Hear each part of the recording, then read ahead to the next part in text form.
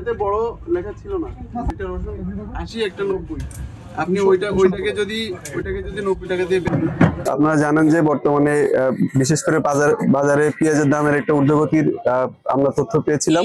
সেই বিষয়ে আমাদের শ্রদ্ধেয় জেলা প্রশাসক স্যারের নির্দেশক্রমে আমরা রেগুলার বাজার মনিটরিং এর আওতায় এনেছি। সেই রেগুলার কার্যক্রমের অংশ হিসেবে আমরা আজকে মোবাইল কোর্ট অভিযান চালিয়েছি।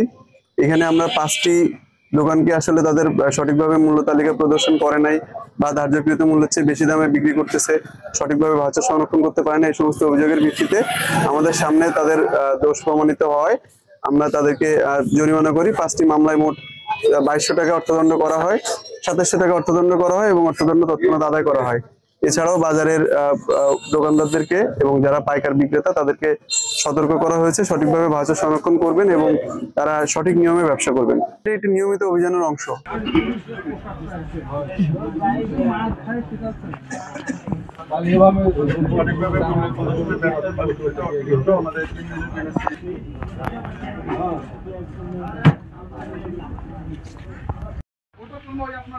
ওই হিসাবটা রাখতে হবে।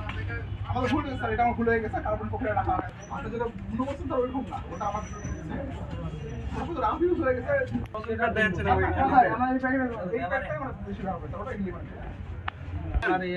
যে মানুষকে যে বিক্রি করছেন সেটা একটু খরচা আমাকে দেখান। আপনি তো বললেন যে আপনি রাখছেন, একটা রাখছেন, একটাও তো দেখাইতে পারলেন না। যে এক বস্তা আপনি তাহলে মানে কাউকে কখনো বাজার দেন না, সেটাই দেখেন। আপনি যে কার্বন কপি আপনি সংরক্ষণ না করলে আমি তো করে যে আপনি কোন দামে বিক্রি করছেন, মানে ডকুমেন্ট প্রদর্শন হচ্ছে, এটাকে আপনি বুঝতে পারছেন। 2431 নাম্বার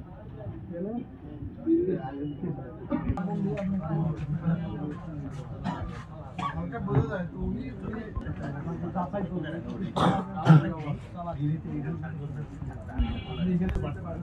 আইডিয়া দিবেন আপনি কত করে 3000 কেজি পেঁয়াজ কিনলেন, টাকা দিয়ে আজকে এটার দাম 80 টাকা হবে। আপনি আপলোড করে রেখে দিন, আপনি দেখুন দুজন কত দাম বলছে। ওটাকে আমি আইডেন্টিফাই করব। আপনি যদি এটা সংরক্ষণ না করেন তাহলে আমি এটা আইডেন্টিফাই করব কিভাবে, এটা আপনি আমাকে বলেন। আপনি আমাকে দেখাই দেন 3000 কেজি কিনছে আসলে কেনা বাচ্চা থেকে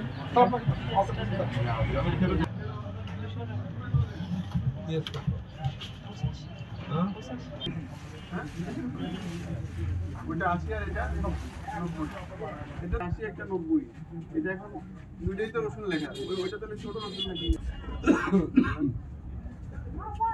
এটাতে বড় লেখা ছিল না, এটা রসুন 80 একটা 90। আপনি ওইটাকে যদি 90 টাকা দিয়ে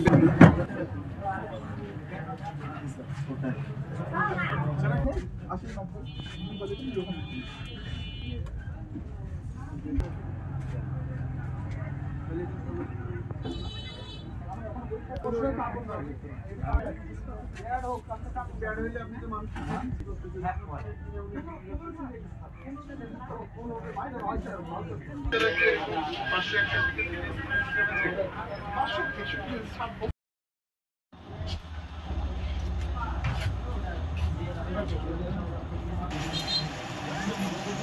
হ্যাঁ